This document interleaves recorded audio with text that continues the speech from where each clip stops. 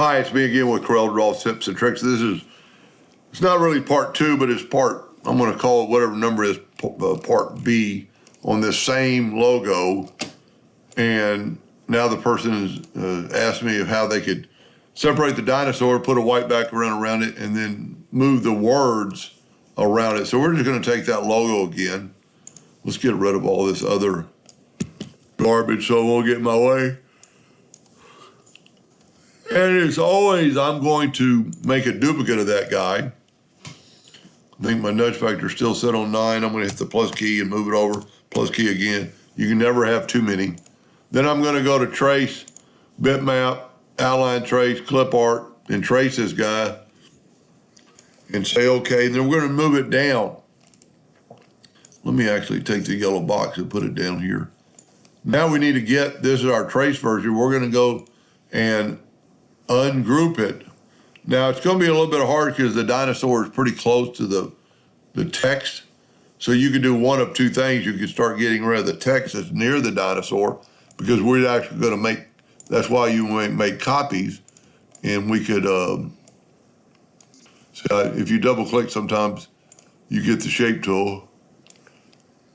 I move the yellow box then. You really, when you're doing something like this, it'll almost be easier to delete or lock the yellow box. Let's just get rid of a few.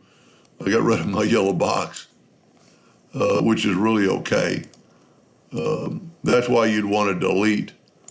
So we're good enough. Now I'm going to take the freehand pick tool and I'm grabbing the yellow. For just a second, I'm going to take that yellow away and go through here with my freehand pick tool.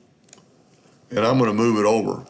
Now I can use the boundary tool. I'm going to get back to the normal pick tool.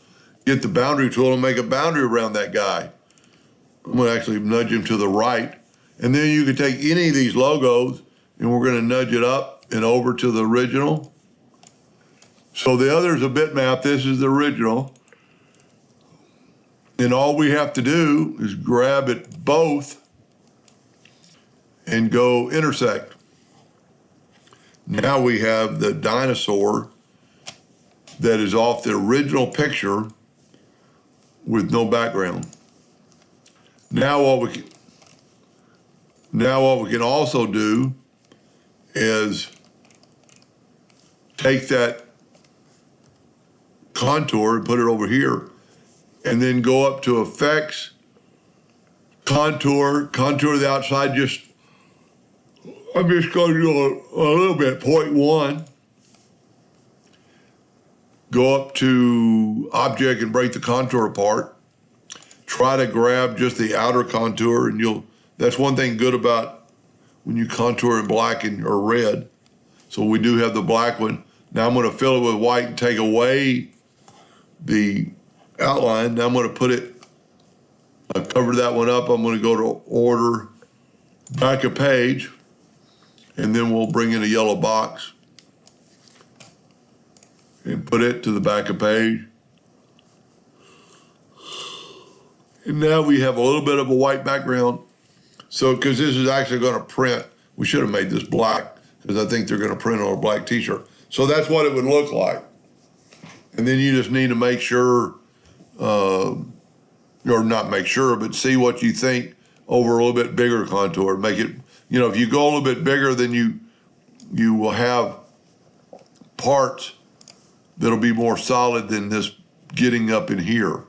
Actually just be kind of like a rounded off. Let's just do that real quick. Let's make this one 0.2.